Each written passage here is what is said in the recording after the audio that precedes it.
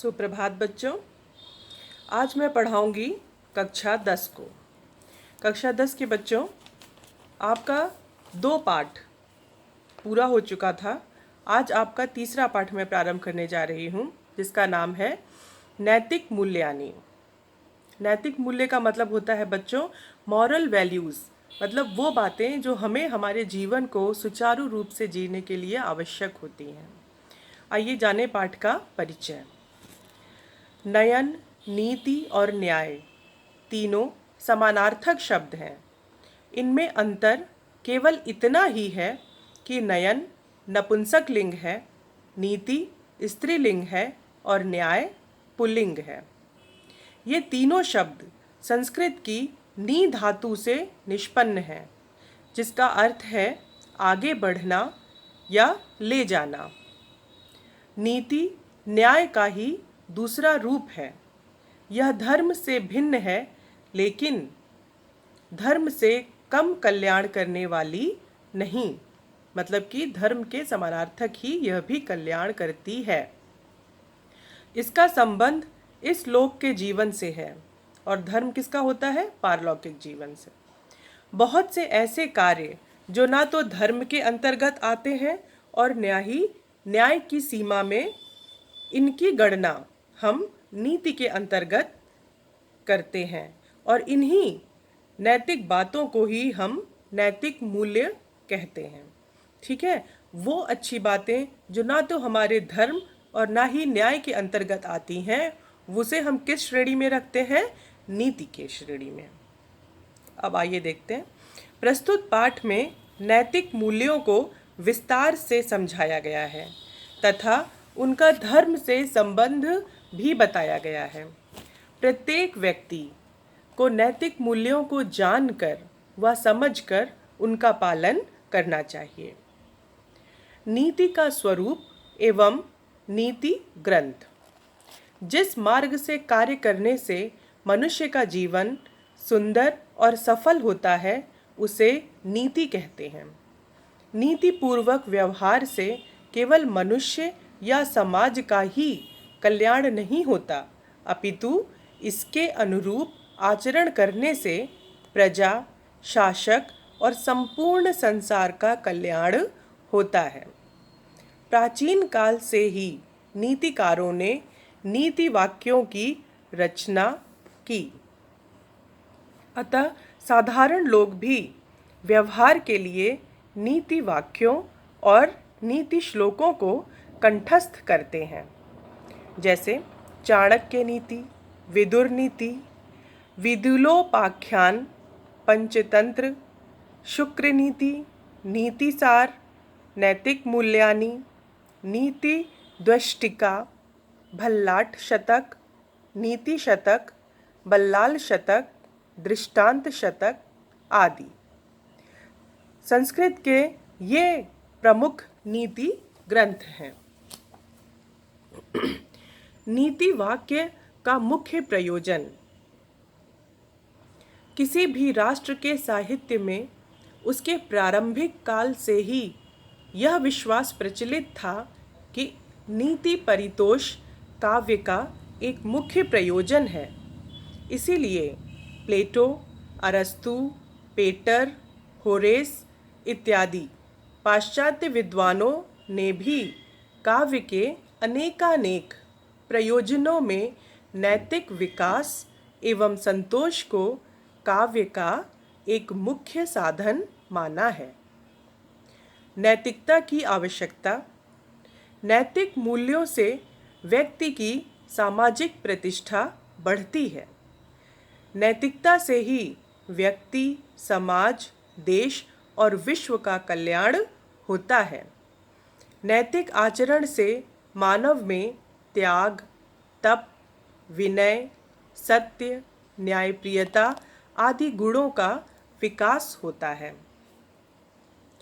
इसके साथ ही व्यक्ति और समाज ईर्ष्या, द्वेष, छल, कलह, कपट आदि दोषों से मुक्त होता है।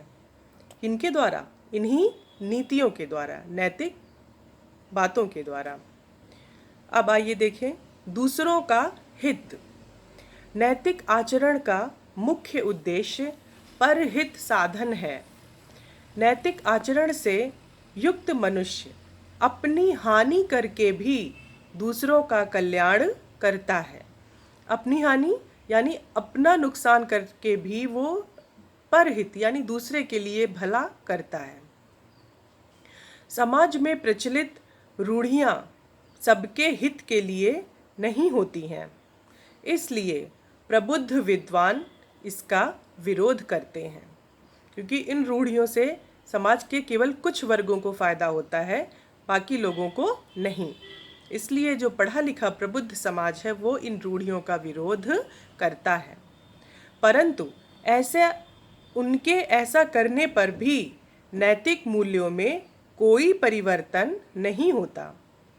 शाश्वत धर्म सदैव अपरिवर्तनीय होता है और नीति की अपेक्षा अधिक व्यापक भी होता है। नीति से केवल लौकिक कल्याण ही होता है, जबकि धर्म लौकिक और पारलौकिक दोनों तरह का कल्याण करता है। लौकिक धर्म बच्चों वो होता है जो हमें इस लोक में मिलता है, और पारलौकिक वो होता है जो कहा जाता है कि मृत्यु के पश्चात मनुष्य जिसका भोग करता है। यानी अगर हमारे कर्म अच्छे होंगे तो हम अच्छी जगह जाएंगे और बुरे होंगे तो गलत जगह जाएंगे। जैसे स्वर्ग और नरक की अवधारणा है उसी के तहत, ठीक है। तो धर्म हमारा परलोक भी सुधारता है, इहलोक और परलोक, लेकिन जो नीति है ये हमारा इहलोक सुधारती है। अब आइए देखें धर्म की परिभाषा। धर्माचार्यों ने यतो अभ्युदानी श्रेयस सिद्धि सधर्मः कहकर धर्म की व्याख्या की है। जिस कर्म से मानव का इस लोक में कल्याण होता है और परलोक में उसे उच्च स्थान प्राप्त होता है, वह धर्म है। यानी इस लोक में उसका कल्याण भी हो रहा है और दूसरे लोक परलोक यानी जहाँ वो जाता है मृत्यु पश्चात, वहाँ भी उसको ऊंचा स्थान प्राप्त होता है, वो धर्म है। मनु स्मृति में धर्म के 10 अंग बताए गए हैं। कौन कौन से हैं वो 10 अंग? धृति माने धैर्य, क्षमा, दान, अस्तेय यानी चोरी ना करना, शौच मतलब पवित्रता, इंद्रिय निग्रह, धी माने बुद्धि, विद्या, सत्य और अक्रोध यानी क्रोध नहीं करना। अब आइए हम देखते हैं धर्म और नीति। तीर्थ यात्रा, पवित्र नदियों में स्नान, यज्ञ करना और कराना, गुरु माता पिता की सेवा और संध्या वंदना करना और 16 संस्कार मुख्य रूप से धर्म के वाचक हैं। इन कर्मों में नीति का मिश्रण नहीं है, अतः धर्म व्यापक है। धैर्य, दया, सहनशीलता, सत्य, परोपकार आदि के आचरण में धर्म और नीति का मिश्रण है। दोनों का समान रूप से आचरण करने से संसार का परम कल्याण होता है। नीतिकारों के मतानुसार जीव हिंसा और पर धन अपहरण से निवृत्ति, सत्य भाषण, चुगलखोरी से मुक्ति, सत्पात्रों और दोनों को दान,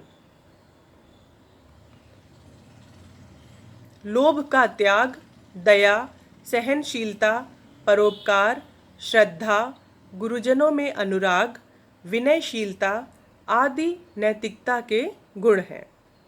गर्वहीनता, अतिथि सत्कार, न्याय से अर्जित जीविका, ईर्ष्या का अभाव, सत्संग, प्रेम, दुर्जन संगति का त्याग, धैर्य, क्षमा, वाक्पटुता, समय का सदुपयोग इत्यादि नैतिकता के आचरणों से व्यक्ति, समाज, राष्ट्र और विश्व का कल्याण होता है। अतः व्यक्ति को नैतिक आचरण करके अपना, समाज का, देश का और विश्व का कल्याण करना चाहिए। ठीक है बच्चों, इस प्रकार हमने आज परिचय प्राप्त किया। ये परिचय मैं लिखित रूप में आपको प्रेषित कर रही हूँ, उसको आप लोग अपनी कॉपी में लिख लीजिएगा। धन्यवाद।